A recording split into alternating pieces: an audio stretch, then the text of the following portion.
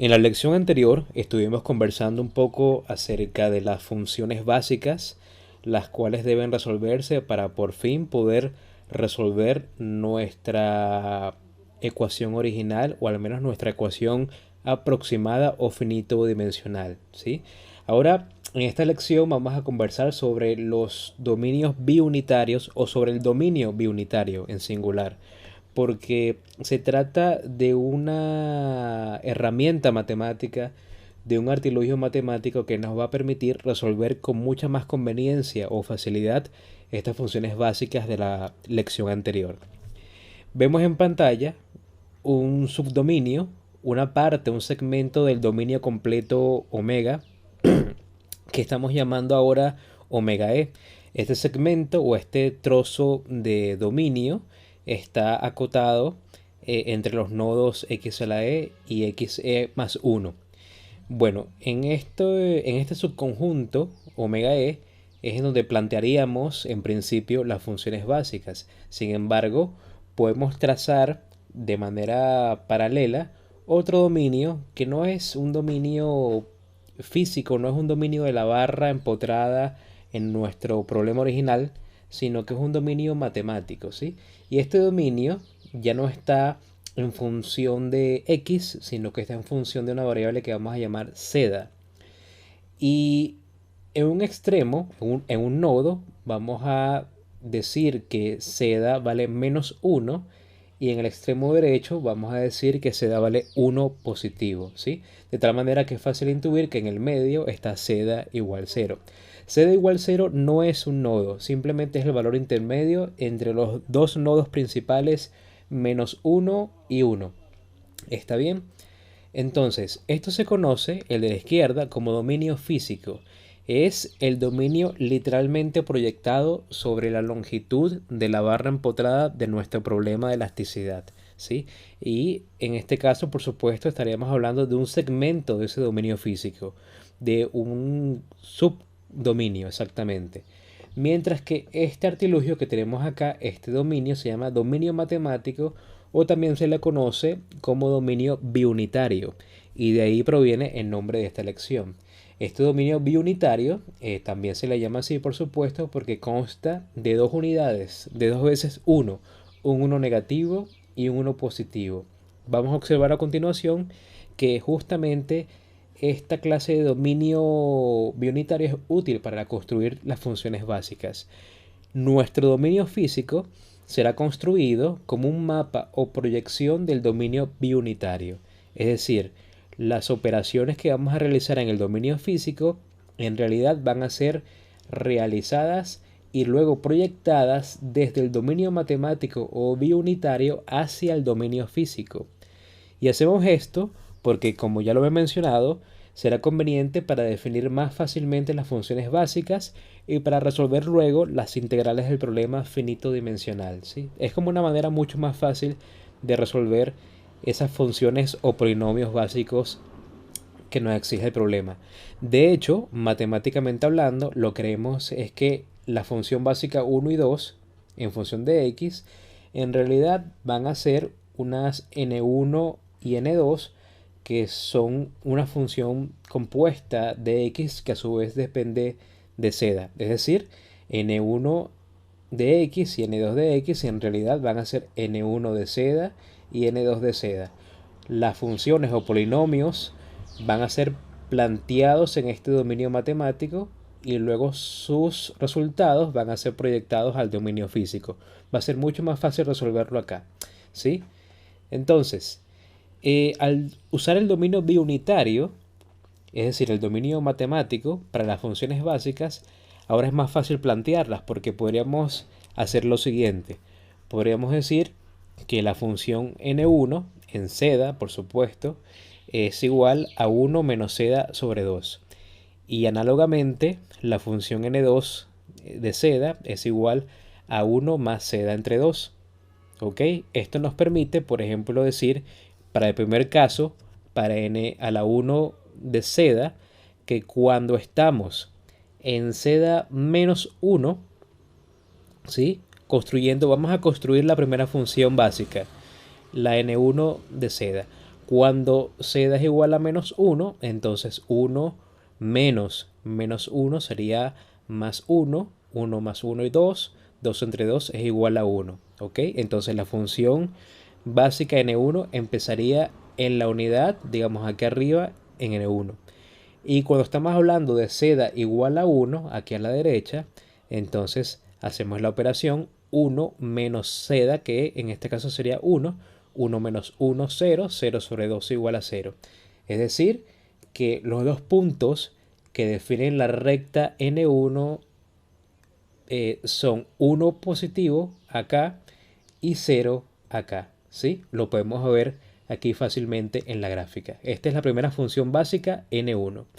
Lo mismo podríamos aplicarlo con n2. Evaluamos.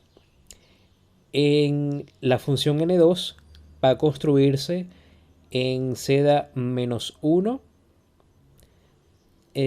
así, 1 menos 1 es igual a 0, 0 entre 2 es igual a 0. Es decir, partimos de este 0 para n igual a 2 y en z 1, es decir, aquí a la derecha, en z 1, esa función número 2 va a ser 1 más 1 igual a 2, 2 entre 2, 1. ¿Sí? Entonces los dos puntos que definen a n2 van a ser 0 y 1. ¿Ok? Entonces aquí tenemos construidas de una mejor manera, o de una manera muy sencilla, las funciones básicas. De hecho, podemos ser un poquito más elegantes con esto. Y al z-1 lo voy a llamar z1 o z primero. Y al z1 lo voy a llamar z2. Es decir, puede ser z izquierdo o z derecho o z1 y z2. Y podemos plantear estas dos ecuaciones, las podemos plantear básicamente así, como n a la a de z a la b igual a una delta AB equivalente a 1 si A es igual a B, o equivalente a 0 si A es diferente de B. Vamos a explicar esto con detenimiento. Tengo una función básica cualquiera, NA, siendo A o B un número, en donde si A y B son iguales, entonces el resultado es igual a 1. Y si A y B son diferentes, el resultado es igual a 0. Por ejemplo, tengo A igual a 1 y B igual a 1. Es decir, N1, estamos hablando de la función básica 1 y estamos hablando de Z1. Cuando el exponente de N1 y Z1 son iguales, entonces el valor es equivalente a 1. Cuando el exponente de N2 es igual justamente al exponente de Z, que aquí sería 2, también el valor es igual a 1. ¿Qué pasaría entre N2 y Z1? Bueno, 2 es diferente de 1 y por lo tanto el resultado es igual a 0. Lo mismo acá. Cuando N1 tiene un exponente diferente, como se ve a Z2, el resultado es igual a 0.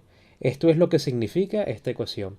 Y todo esto de hecho se llama delta de Kronecker, ¿sí? Es una manera muy elegante de definir el planteamiento del problema. Continuemos. Las funciones básicas tienen otras propiedades que van a ser beneficiosas para nosotros en el transcurso de las lecciones siguientes. Por ejemplo, uno puede tomar n1 y n2, la función 1 y n2, y sumar los dos polinomios. Y vamos a encontrar que la sumatoria de los polinomios siempre va a ser igual a 1. Es decir, que en cualquier punto del dominio, la suma de estas funciones es igual a 1. Por ejemplo, si yo sumo acá n1, que vale en z menos 1 vale igual a 1, en la misma posición con n2, 1 más 0 es igual a 0. Lo mismo acá, si sumo n2, estamos hablando de la posición z igual a 1. Si sumo n2 con n1, 1 más 0 es igual a 1. Y aquí en el medio, por ejemplo, en z igual a 0, n1 vale 0.5 o un medio y n2 vale 0.5 o un medio. La sumatoria de ambos es igual a 1. Y esto es útil porque quiere decir que podemos representar con ellas valores constantes. Podemos representar con estas funciones básicas valores constantes, lo cual es bastante útil a nivel de cálculo, ¿no? Simplifica mucho el cálculo. Otra propiedad es que podemos generalizar estos polinomios a unos de grado superior, que pueden ser cuadráticos, cúbicos, etc. En este caso son polinomios lineales, como hemos convenido en la lección anterior, pero esto puede ser cuadrático o puede ser cúbico. Esto tiene una repercusión, ya que estamos hablando de métodos de elementos finitos, cuyas aplicaciones directas van a ser las simulaciones en SolidWorks. Esto tiene repercusiones porque los elementos, sobre todo los elementos tipo shell o los elementos tetraédricos, pueden ser construidos con funciones cuadráticas o con funciones cúbicas, haciendo del tetraedro un tetraedro o del triángulo, dependiendo de si es un trabajo en 2D o en 3D, haciendo de estos elementos más adaptables a la geometría que queremos evaluar o que queremos simular. Otra propiedad es que, por ejemplo, podríamos tener el dominio físico acá por un lado y el dominio matemático en el lado derecho. Y tenemos una serie de subdominios unidos entre sí, un sigma a la e más 1, sigma a la e más 2, mientras que el único dominio matemático o dominio biunitario sería sigma a la z. Bueno, resulta ser que los dominios físicos, cada uno de los dominios o de los subdominios físicos, mejor dicho, va a ser construido a partir del único dominio z. Es decir, los subdominios del dominio físico están construidos a partir del mismo dominio padre omega z, omega a la z. Gracias a esto podemos construir las funciones básicas en el dominio físico. Esta es como la propiedad que permite que la solución en el dominio biunitario sea proyectable en el dominio físico.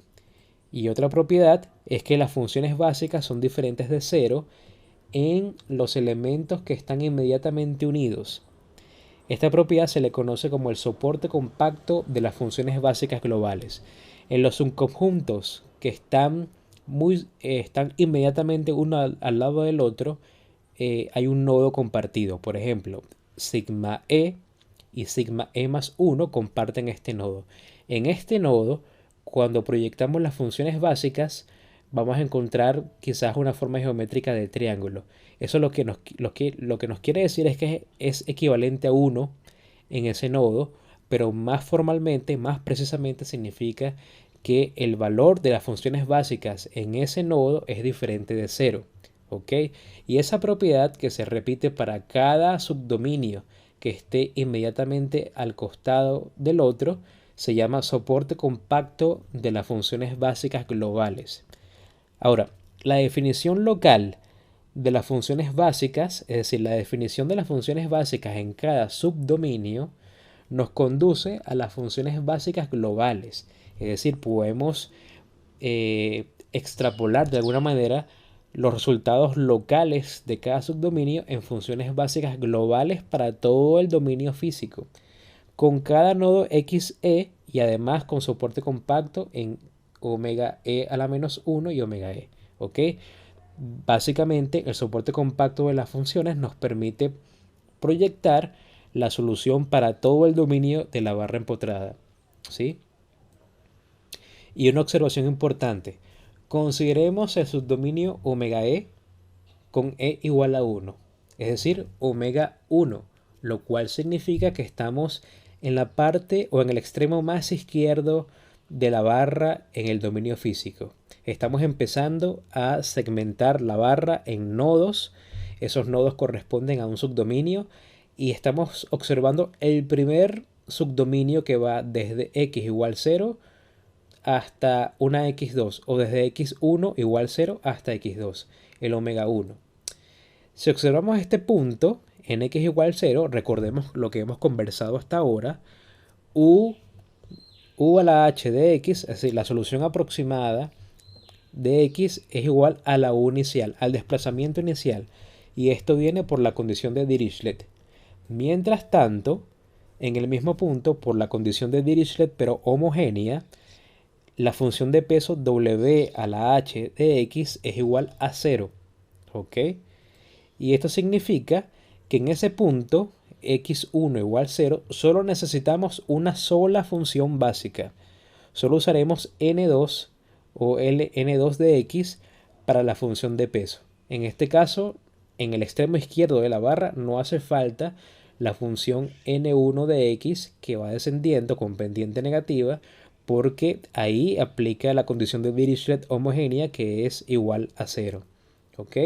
De hecho, esta condición en donde la única función que vamos a trabajar es la función de peso, solo es válida para este caso en donde el elemento es igual a 1, en donde el subdominio es 1, el primero. Porque para el resto de las funciones de peso, en los otros nodos, se debe cumplir esta ecuación que ya la hemos conversado en la lección anterior, en donde hay una sumatoria de funciones básicas, ¿ok? En pocas palabras, cuando uno resuelve esta ecuación sumatoria, tenemos n1 y n2 constantemente repartidos a lo largo del dominio físico. Entonces, ya tenemos todo listo para continuar y volvemos a la integral en donde vamos a trabajar las soluciones. Ahora parametrizada en seda, parametrizada en la coordenada del dominio matemático. Tenemos entonces que la sumatoria para cada elemento E en todo el subconjunto omega E, en ese subdominio, perdón, omega E de W a la H, X por sigma a la H por A de X es igual a la sumatoria de E de la integral del subdominio omega E de W a la H por F, y F de X, que es la fuerza distribuida de la barra, a su vez va a estar parametrizada en seda, en esta ocasión, multiplicada por el área de X más W a la H evaluada en L por T por A. ¿Ok? Entonces, aquí hay que observar algo muy importante. Hay que observar que debemos calcular dos cosas. La primera, esta derivada que está acá, la función de peso que está acá, derivada, y esta u aproximada o la derivada de u a la h aproximada que está implícita en sigma h. Es decir, aquí tenemos que evaluar esta función de peso derivada y esta sigma a la h. En realidad, recordemos que por la relación constitutiva es equivalente a e por u a la h, x. Entonces, derivar sigma a la h es derivar implícitamente esta u a la h, x. Por lo tanto, lo que hay que resolver para terminar de resolver toda esta integral, lo que habría que resolver es esta u a la h, x, de x, que es la sumatoria de las funciones básicas con estos grados de libertad.